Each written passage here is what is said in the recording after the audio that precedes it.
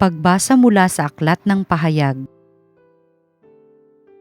Nabuksan ang templo ng Diyos sa langit at nakita ang kaba ng tipan.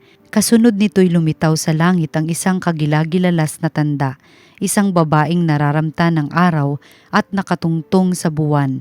Ang ulo niya'y may koronang binubuo ng 12 bituin. Malapit na siyang manganak, kaya't napasigaw siya sa matinding sakit at hirap. Isa pang tanda ang lumitaw sa langit, isang pulang dragon na napakalaki. Ito'y may 7 ulo at 10 sungay, at may korona ang bawat ulo. Sinaklot ng kanyang buntot ang 2 bahagi ng mga bituin sa langit at inihagis ang mga iyon sa lupa. Pagkatapos ay tumayo siya sa paanan ng babaeng malapit ng manganak upang lamunin ang sanggol sa sandaling ito'y isilang. At ang babae ay nagsilang ng sanggol na lalaki. Ngunit may umagaw sa bata at dinala ito sa Diyos, sa kanyang trono. Ang sanggol na ito ay itinakdang maghahari sa lahat ng bansa, sa pamamagitan ng kamay na bakal. Ang babae naman ay tumakas patungo sa ilang, sa isang dakong inihanda ng Diyos para sa kanya. At narinig ko ang isang malakas na tinig buhat sa langit na nagsasabi, "Dumating na ang pagliligtas ng Diyos. Ipinamalas na niya ang kanyang kapangyarihan bilang hari. Ipinamalas na ng Mesiyas ang kanyang karapatan." Ang salita ng Diyos.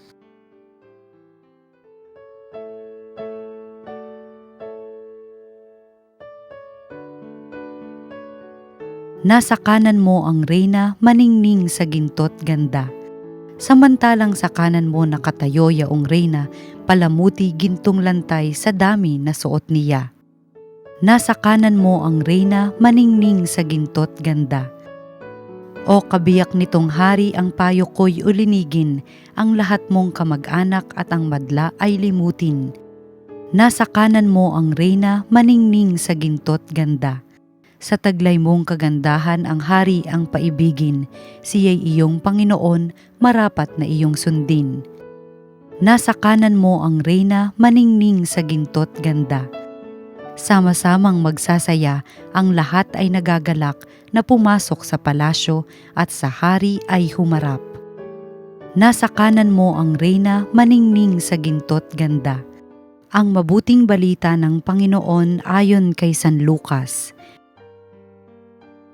Si Maria ay nagmamadaling pumunta sa isang bayan sa kaburulan ng Juda. Pagdating sa bahay ni Zacarias, binati niya si Elizabeth.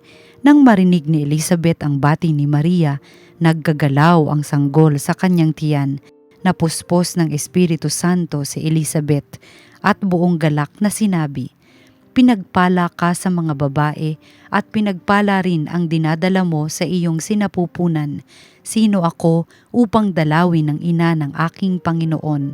Sapagkat pagkarinig ko sa iyong bati ay nagagalaw sa tuwa ang sanggol sa aking tiyan. Mapalad ka sapagkat nanalig kang matutupad ang ipinasabi sa iyo ng Panginoon."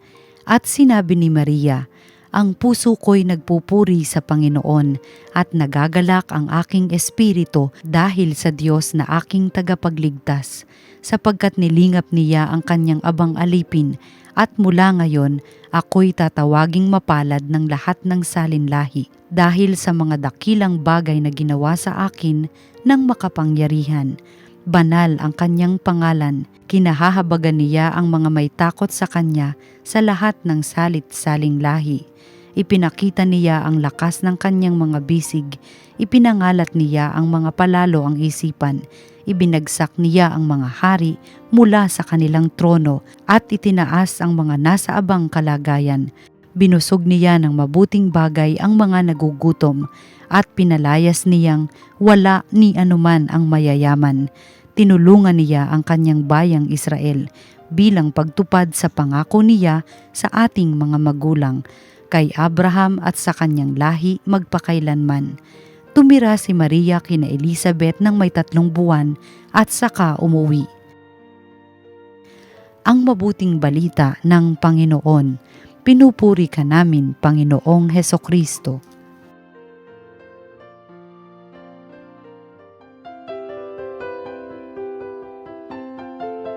Isang pinagpala mapagpalang Martes po sa ating lahat at Happy Feast Day. Ngayong araw pong ito, August 15, is the Feast of the Assumption. Ito po ang kapistahan po ng iniakyat ang katawan ng mahal na Birheng Maria doon po sa langit. Ito po ay part po ng ating pong pananampalataya bilang mga Katoliko. Assumption. Mga minamahal na kapatid, maganda po na ating maunawaan ano ba ang kahalagahan ng assumption na ito. May mga ibang relihiyon, sekta, sabihin nga, ano ba kayo yung mga Katoliko? Bakit nyo dinudiyos ng husto yan si Maria? Bakit pati yung kanyang pag-akyat sa langit na paniwalaan ninyo? Tao lang yan si Maria. Sigurado kami si Maria ay nabulok din gaya ng sinumang tao. Pero tayo po bilang mga Katoliko, hindi po ganoon ang ating pananampalataya. We believe na si Maria po ay na-preserve from corruption of death. Siya po ay inakyat, hindi hinayaang mabulok ang kanyang katawan ng Diyos. Father, ba't naman may ganyan tayong pananampalataya? Inimbento lang ba yan ng simbahan, Father? Alam po ninyo mga minamahal na kapatid, ano ba ang prinsipyo, ika nga, kung bakit po we believe and we hold on to that dogma, that doctrine of assumption. Inakyat ang mahal na Birhen, ang kanyang katawan, doon po sa langit. Alam po ninyo, ewan ko po kayo, meron kayong pamanang tanggap kung kayo naman po sa inyong mga mahal sa buhay na maaring yumauna sa lolo, sa lola o mga magulang po may pamana. Usually po, pag mayroon pamanang ibinigay sa atin at pong pinapahalagahan, halimbawa, mayroong singsing, mayroong kwintas na galing sa iyong lolo o lola, ipinapasa-pasa yan sa mga henerasyon at inaalagaan po yan. Bakit? Kasi yung bagay na iyon ay mayroong kinalaman sa isang taong mahal na mahal mo at ayaw mo siyang masira, madumihan o mawala. Inaalagaan mo siya kung paano yung tao na pinagmulan niyan ay yung minamahal at hangad mong alagaan, gayon din yung bagay na iyan. At ito po mismo ang prinsipyo kung saan natin pong makita kung paano po si Maria ay inalagaan. Atin pong tandaan, si Maria po, siya po ang ina ni Jesus. Ang kanyang katawan ay naging bahay ni Jesus sa loob po ng 9 na buwan. Ito po yung nung siya po ay nagko-conceive, nung siya po ay nagdadalang tao. Si Jesus po ay nasa kanyang sinapupunan. Yung kabanal-banalang katawan ni Jesus, ito po ang inalagaan po ng katawan mismo ni Maria.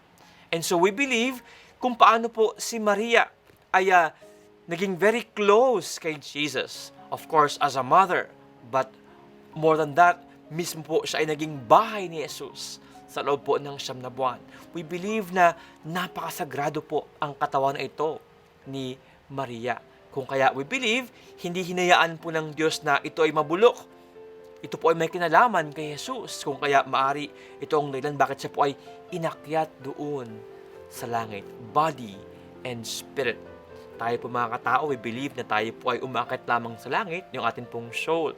But we believe because Mary was immaculately conceived. Wala po siyang bahid ng anumang pagkakasala dahil nga po siya ang magiging tahanan ni Jesus. Siya po ang magiging nanay ni Jesus. And so, Mary was preserved from the corruption of death. Mga minamahal na kapatid, tayo mga Kristiyano, tayo mga Katoliko, tayo po ay mayroon din kinalaman kay Jesus. Kung paano po very close si Mary kay Jesus, maniwala kahit sa hindi, tayo po ay close kay Jesus. Although not as close as Mary, kaya nga na she was the temple of Jesus, tayo po ay very close din kay Jesus. In what way? Tayo po ay nabinyagan sa ngalan po ni Jesus. Tayo po ay naligtas sa pamamagitan po ng dugo ni Jesus. Tayo po ay napaka-importante sa Diyos. Kaya nga, I'm pretty much sure God also wants to preserve us from the corruption of sin. Yun nga lang po, oftentimes, we choose to be away from the Lord. We choose to do sin. And so we become victims of sin. Mga minamahal na kapatid, ngayon pong araw na ito, kapistahan po ng Asunsyon, ng Assumption of Our Lady into Heaven, tayong lahat po, pinapaalahanan ang ating pong katawan ay sagrado din po. Kung paano si Maria, napakasagrado po yung kanyang katawan, ang ating katawan po ay tinubos ng dugo ng Panginoong Jesucristo. Pag tayo po ay nagsisimba, tayo po ay nagkukomunyon, yung kanyang katawan atin pong natanggap at naging bahagi mismo ng ating katawan. Nawa po kung paano ang mga bagay-bagay na ating napalagahan at iniingat-ingatan ay atin pong ayaw madumihan. Sana po ito rin ang ating hangad sa ating katawan at tayo po'y umiwas sa kasalanan at anumang bagay na hindi maganda. This is the best way to preserve ourselves from sin. Kung paano po si Maria ay na-preserve din mula sa pagkakasala at inakyat doon sa langit. Mga minamahal na kapatid sa ating lahat, isang pinagpala pong Martes at muli, Happy Feast Day of the Assumption.